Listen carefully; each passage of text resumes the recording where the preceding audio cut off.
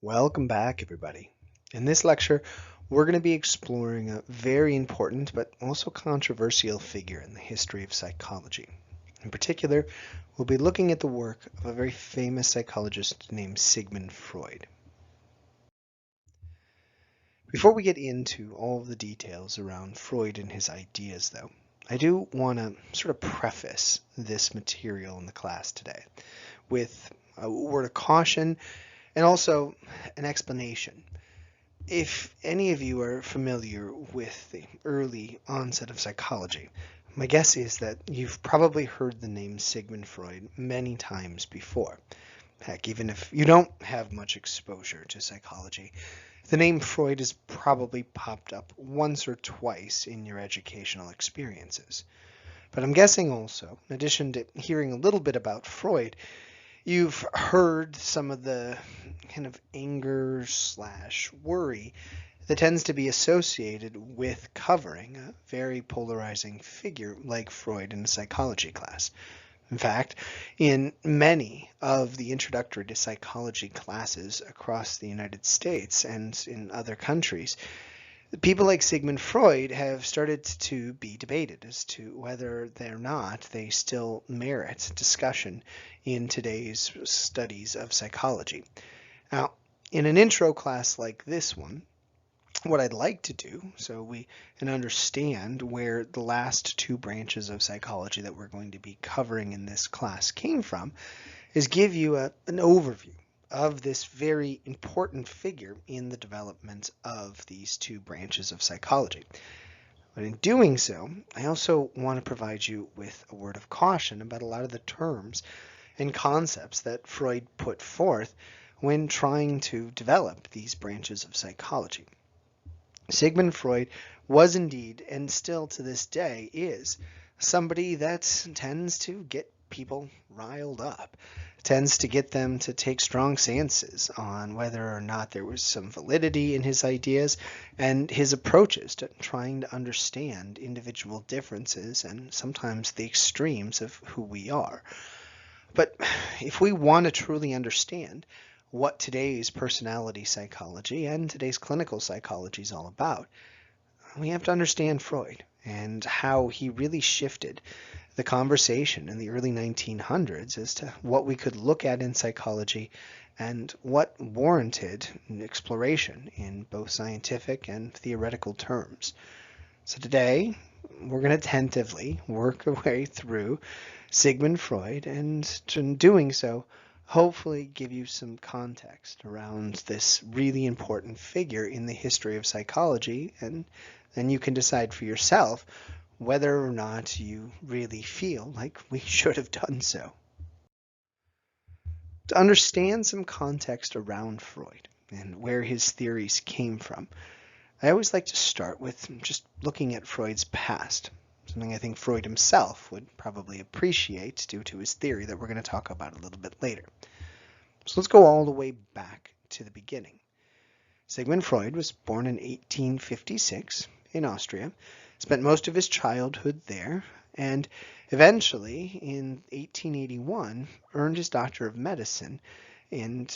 focusing primarily on different types of pain that people were experiencing. In particular, Freud decided to spend a lot of time looking for patients who were experiencing some type of what was sort of considered incurable pain, one that not only didn't have a solution for it, at least one that was very effective, and also one that often didn't have a particular cause that could be tied to it. And this led him, as he was getting his Doctor of Medicine and as he was starting to work in his profession, to the work of a very famous theorist back in the late 1800s named Ernst Wilhelm Ritter von Brücke. Von Brücke's research focused on something that was called the psychodynamic movement. This notion that there was an interaction between our body and our mind that was inseparable. It hinted that lots of our mental experiences and our physical experiences were intertwined with each other in a way that could affect one by simply impacting the other. My favorite example of this is when we say feel hungry. Most of us think of hunger as sort of a mental thing, but if we look at people craving specific foods or wanting to eat, what we see is that is very strongly tied to changes that occur in the body and changes within the body that trigger different sections of the brain to alter things. There's also kind of a feedback loop there, where once our mind starts to change, physical changes in the body can kind of exacerbate the hunger pains or the cravings that we might have through other advanced mechanisms within our body.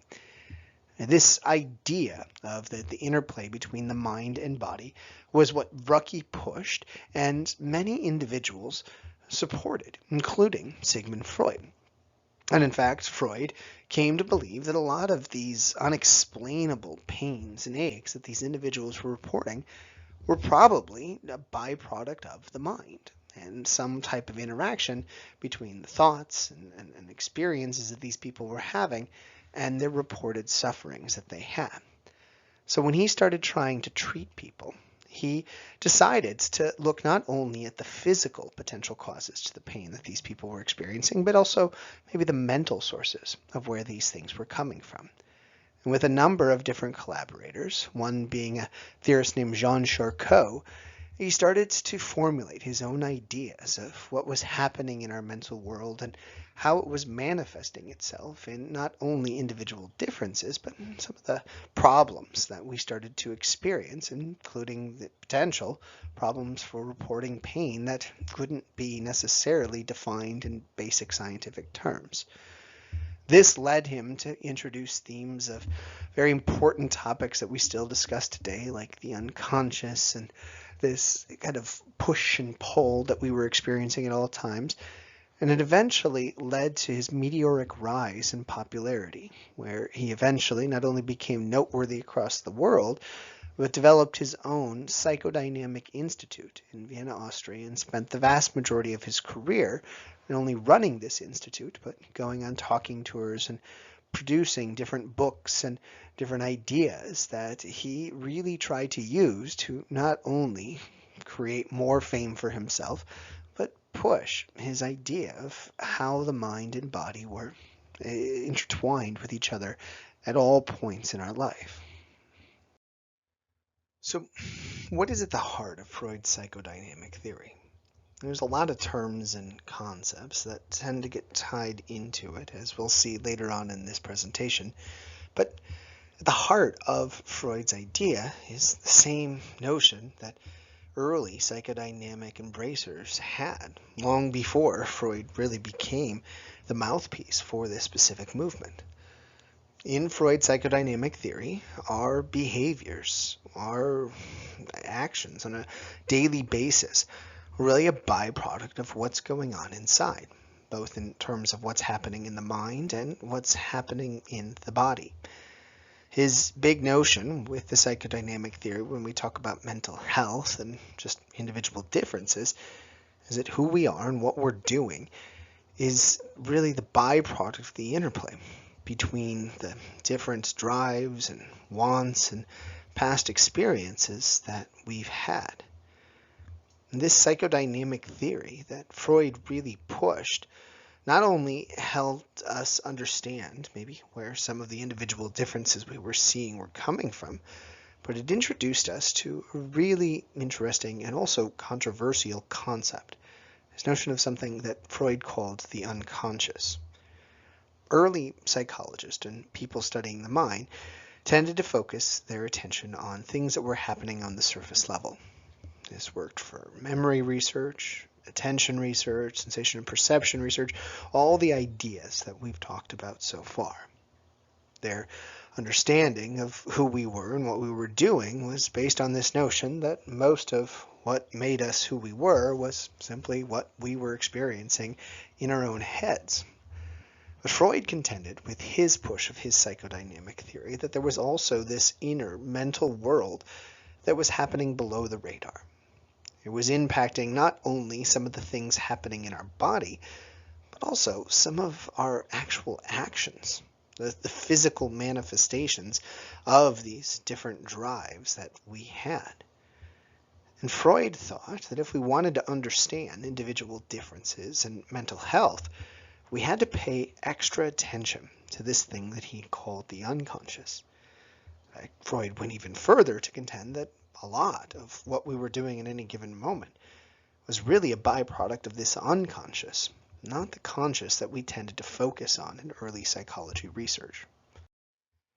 This might lead you to ask, well, what made up this unconscious? What was this hidden world that pushed us in all these different directions and eventually caused us to have all these kind of unusual behaviors? The majority of Freud's thought of the unconscious circulated around something that he called the id, this internal drive that we had to sort of seek basic needs, to receive satisfaction for not only our thirst and our hunger and our need for warmth, but also our more, I don't know how to explain it, primal urges, you might say. Our need for sex, our need for power, our need for all of these things that help us not only survive, but theoretically thrive, was what Freud thought was really making up this id and a big player in a lot of our everyday activities. Freud also said under the surface there was another component that was pushing us in different directions called the superego. Now, he did eventually say that this superego was not necessarily entirely unconscious. It was just happening sort of below the surface, even though we could tap into it. So he called it a preconscious force. And he thought the superego was developed as we were aging and kind of becoming who we were to counter some of the things that the id was pursuing that we eventually found were conflicting with societal standards. The superego, if you're thinking about it in kind of basic terms, is sort of the Jiminy Cricket sitting on our shoulder, telling us what to do and how to behave in an ethical way. It's something that's not naturally inherent within us, but develops as we start to learn societal standards and what it is that is appropriate, or at least deemed appropriate, in the different places we find ourselves in. And since this superego is, as mentioned, often in conflict with the id, we start to develop this conscious world that we call, or Freud called, the ego. This thing that was trying to balance the urges and needs of the id with the desires and real pushes of the superego. Freud said that this ego that we have, this conscious mind that we think is the main force behind us, even though the id and superego are really the drivers, is operating on something he called the reality principle. This attempt to not only meet the needs of both the id and superego, but find a way to get us to sort of rationalize why we're pushing to do different things that are really happening below the surface in a way that we can't really consciously tap into. So he thought that this kind of drive that pushed us was, again, a byproduct of both conscious and unconscious forces, but primarily motivated by the id and superego. At least this was his early notion of what comprised this psychodynamic theory that he really did champion in the early 1900s. This idea of his psychodynamic theory truly was not only novel at the time, but the first inklings of the last two branches of psychology that we're going to be getting to as this last portion of the class progresses. His ideas were not only applied to clinical psychology, where we understood where kind of peculiar behaviors were coming from and where problems might arise based on what we were experiencing in the world. It was also thought to explain where individual differences were coming from. How we learned to kind of pursue different things and overcome specific problems started to become the early ideas of personality psychology. As we're going to talk about later, this branch of psychology called personality psychology definitely developed much more after Freud's original ideas, and the same can be said for clinical psych. But his notion of the psychodynamic theory really was one of the first seeds that led people to these new branches of psychology and led them to talk about different ways to explore these concepts and different things that you could do when trying to understand individuals from these lenses. So my guess is many of you are sitting here right now thinking to yourselves, okay, great. So Freud had some broad ideas that sort of were the inklings of personality psychology research, or at least early personality psychology research, and the inklings of early clinical psychology research. So what? If that's it, do we really need to celebrate Freud? Are there any other things that make him noteworthy in a class like this? Well, if we start diving into clinical work more and looking at some of the current trends in clinical psychology and also personality psychology for that matter, there are some other things that Freud championed as his career progressed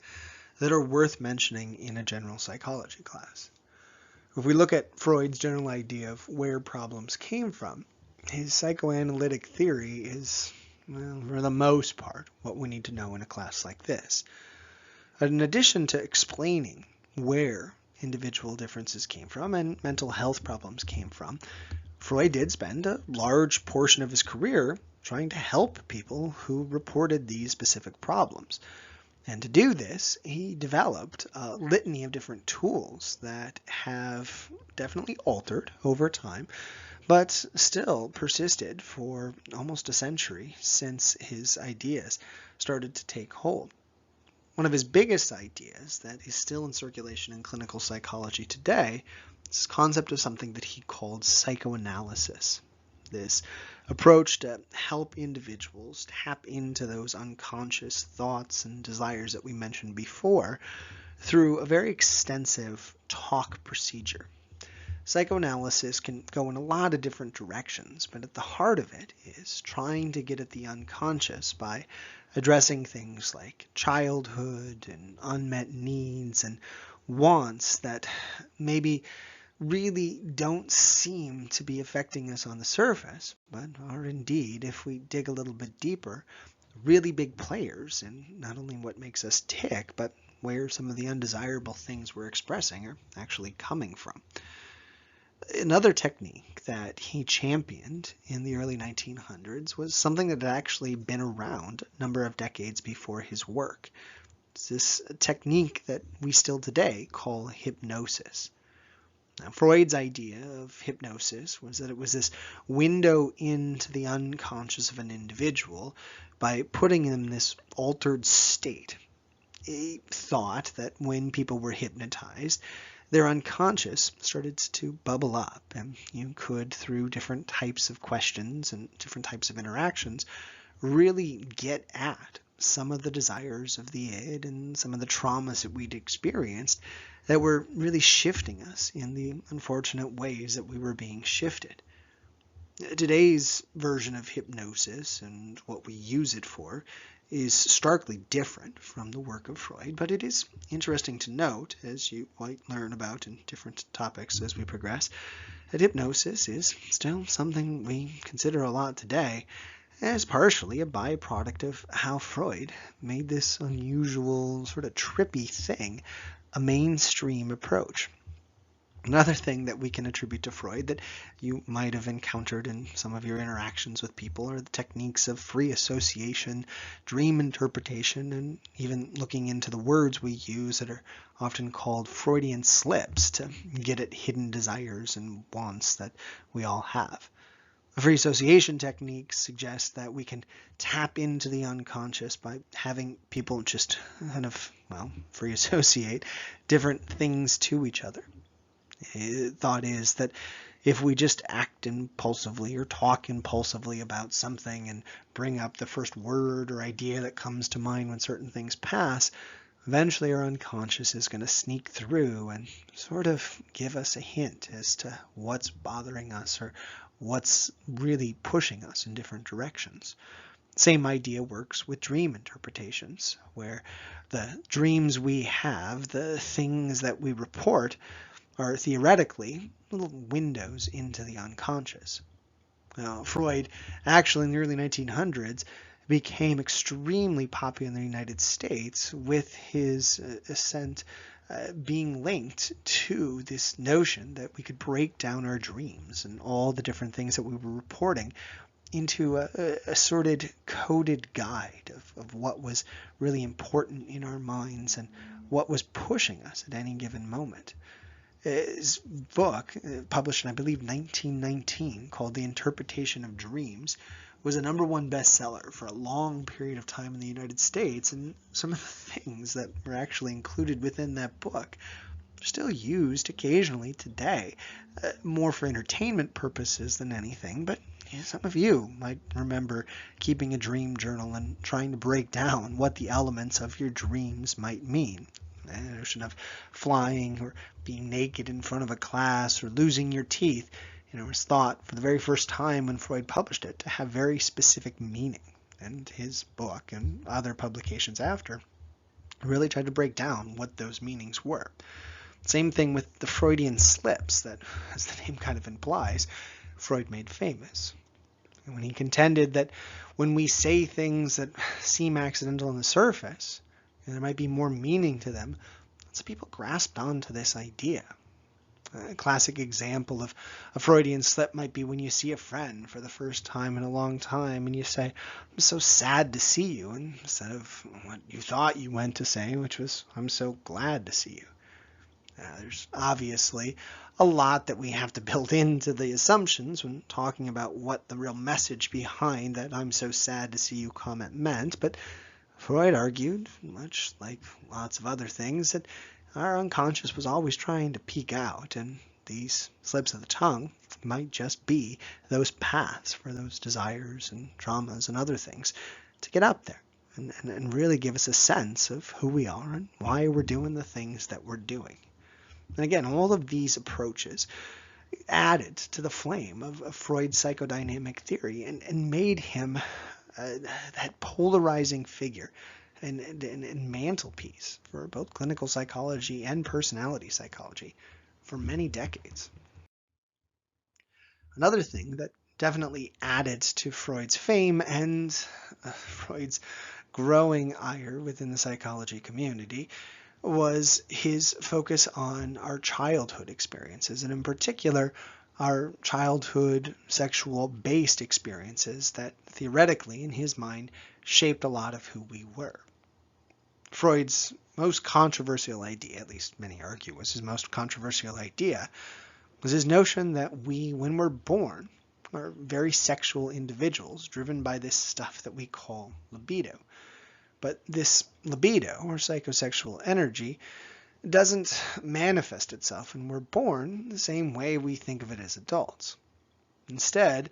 it jumps around from orifice to orifice, so we can pursue different types of stimulation that provide some type of catharsis or psychosexual release that can allow us to sort of feel pleasure and pursue other things. Freud contended that when we're born, the thing that we focus on, what's called the erogenous zone that we have when we're young, is our mouth. He called the first 18 months of development our oral stage of development.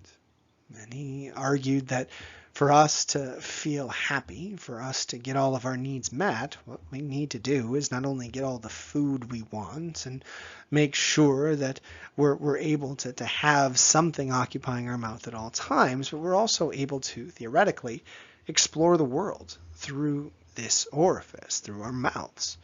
And he suggested that if we don't have the ability to kind of explore the world in this manner, or we're not getting all of our food needs met at this age, well, that might impact us later. It might shape the id that's slowly developing within us and cause things like oral fixations or other mouth-related behavioral problems that we develop later on. As we progress, we theoretically transition from focusing all of our attention on the mouth to focusing our attention on our bladder and bowels. And called the next stage of development the anal stage, which I think is probably the least aptly named stage that he ever came up with, because it suggests something that really isn't. This specific stage, according to Freud, was highlighted by our desire to be able to control going to the bathroom when we had to go to the bathroom, and to be able to just understand what that process entailed. He suggested that kids that had successful experiences at this age, ones that didn't experience any traumas as well, tended to leave it feeling content, feeling pretty good about themselves, and not having lots of problems later on. But kids that encountered strife or the inability to control things at this age when they wanted to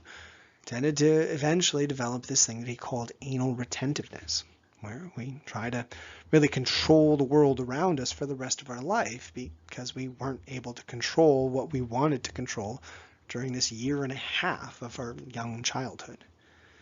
He then suggested that the erogenous zone switched from our bowels and bladders to the typical genitalia that we think of as relating to psychosexual energy. But he stressed that during this stage, which he called the phallic stage, our focus wasn't on necessarily having sex. It was just understanding things like gender differences and love and relationships and how these things worked in the world around us. He suggested that many boys and girls started to become fixated on their genitalia and differences in it, and what it meant to be a specific gender and to align ourselves with a specific gender. He also talked a lot about this thing that he suggested many women experience at this time called penis envy, where women theoretically, when realizing they don't have a penis, start to become ridiculously jealous of all males. Before you get mad about this, understand that there was a lot of rejection of this idea of Freud's when he pushed it. In fact, his daughter, Anna Freud, who eventually supplanted him at the Psychodynamic Institute,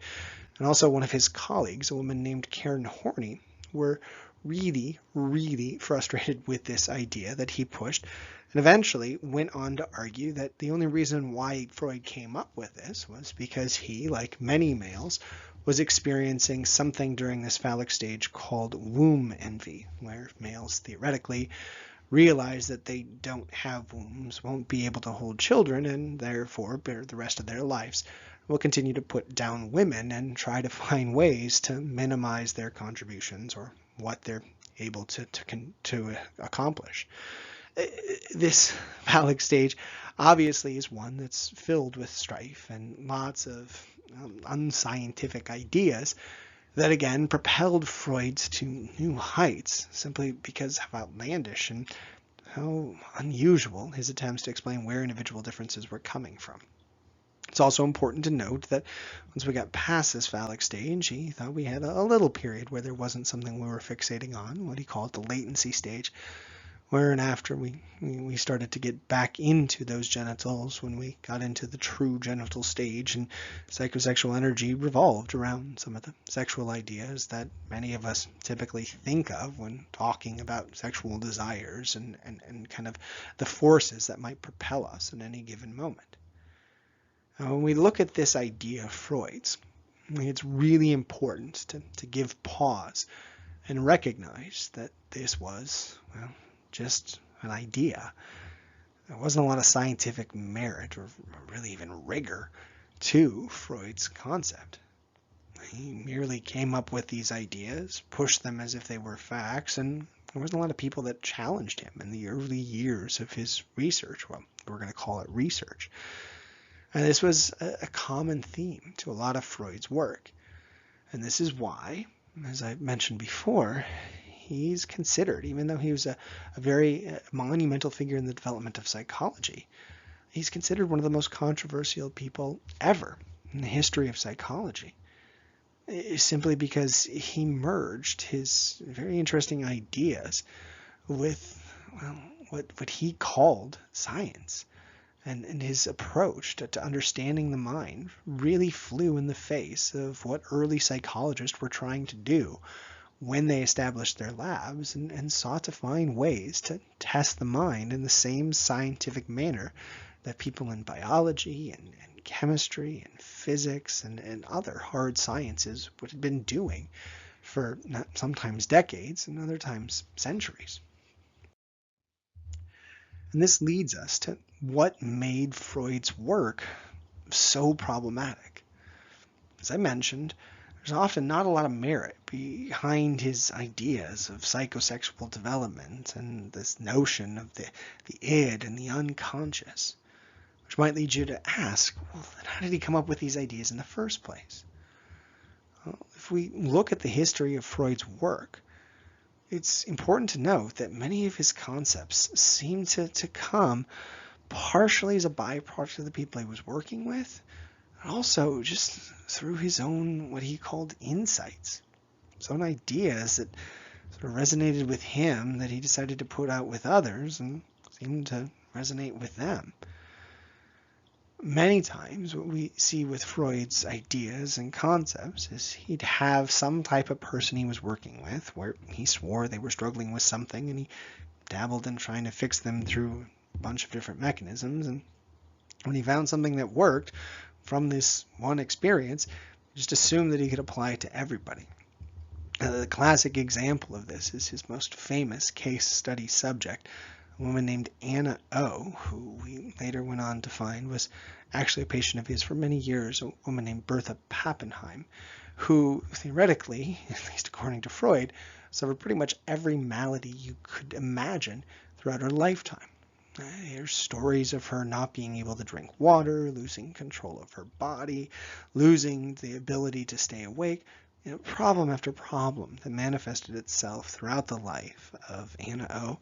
that Freud was magically able to fix through just tinkering with different things that he thought could potentially work. Before we get too excited about these reports and some of the ways that Freud dabbled in this, I want to point out that there's a lot of skeptics that have contended that most of Freud's ideas seem to come when he was under the influence of massive amounts of drugs that were being used theoretically to treat his own pain. And a lot of the studies that he reported with his patients have been found to be either fabricated or very strongly embellished. And this was definitely the case with many of the stories of Anna O or Bertha Pappenheim that Freud reported. Even though she was a real person, and even though she did have problems, there's a lot of researchers and people that knew Bertha that have contended that a lot of these problems that Freud reported she was struggling with were simply not true, or they were definitely, explained in great liberty, where he wasn't accurately portraying what it was that she was experiencing. And this has led us down a really interesting path, one where we developed eventually two really powerful and really critical areas of psychology from this gentleman's work, but one that was built on, we could say, quicksand, built on ideas that didn't really have any firm backing in the first place, and unfortunately it was built by people who didn't really care. There was no firm backing in a lot of these ideas that were being perpetuated not only in his Psychodynamic Institute over in Austria, but also across the world. And this is what really is at the heart of people's rejection of talking about Freud in an intro class, or really even attributing Freud to the development of both personality psychology and clinical psychology. There's an insistence within the psychological community that Freud should be maybe talked about, but also we should vehemently reject a lot of his notions that we're these kind of driving forces focusing on primarily sex and power at all given points in time, and those things are what tends to make us who we are, and also they're the sources of a lot of mental health issues. Very little research supports this notion that that's what's the propelling force behind our every action, and importantly, that's the source of a lot of our mental health issues. It's not to say that there aren't important critical elements to our childhood and our experiences that shape both our personality and our mental world, but to suggest that childhood and all of the traumas we encounter and all of the drives we have, are the only thing that makes us who we are, is folly. And that's the biggest issue that many people take with Freud, in addition to the fact that he wasn't very scientific in his attempts to explore these ideas. But if we're really wanting to understand where we're going from here, it's also important to talk about Freud and note that some of his ideas, even though they might have just been offhand concepts that really didn't have much merit behind them at the time, were the early frameworks for clinical and personality psychology, the two branches that we're going to be exploring. And some of his insights led to eventually more scientific insights that clinical psychologists and personality psychologists use today. Freud's insistence that there is an interaction between our mental world and our biological world has proven in some sense to be true, even if the connections there aren't the same that Freud had envisioned. And his insistence that we're pretty darn complex individuals that can't be whittled down to just behavioral terms is also proven to have some merit behind it, even if, again, his take on what was really the driving force behind us might not have been that accurate. Same thing can be said for his insistence that childhood is important in understanding who we are and what we're like. He might not have really keyed in on the critical elements of childhood that mattered. Maybe when we got the pacifier or when we were potty trained really weren't that critical things to kind of understanding who we were. What we experienced at those ages, it does seem to matter. At least that's what many developmental, personality, and clinical psychologists have insisted since looking at real raw data. And his recognition that sex does matter and that we might have things that are impacting us below the surface has, again, proven to have some merit behind it. Before we get too overboard with this, understand that our current version of the unconscious world that we're experiencing is very different from Freud's. His use of hypnosis is completely unfounded, and our current use of hypnosis focuses on something very different. But, again, to kind of understand where these things came from and they work, we have to at least appreciate Freud's ideas and how they did eventually shape the development of our much more scientific branches of psychology that we have today. And this is where we're going to be going now that we've covered the idea of Freud. We've looked at the person, and looked at his ideas, we looked at some of his terms, and we've really, in this lecture, hit on the fact that even though there wasn't necessarily a lot of merit to some of the things that he pushed, his work is the seed that formed personality psychology and clinical psychology. Yes, Freud's world of personality psychology and clinical psychology is dramatically different from today's version of personality psychology and clinical psychology. In fact, they don't look anything alike now. But if we want to understand the path we went on as these things started to where we are today, Freud's a good starting point. And what we're going to be doing in our next class is looking at how we got from Freud to some of our more scientific approaches to both branches of psychology in our next lecture. So if you can, make sure you're back, ready to go for our next lecture, and hopefully by the time when we're done with our journey on that, you'll have a lot more context, even more than what we have today, on what really was the source of today's personality psychology and clinical psych. Until then, take care, best wishes, and hopefully I'll see you soon.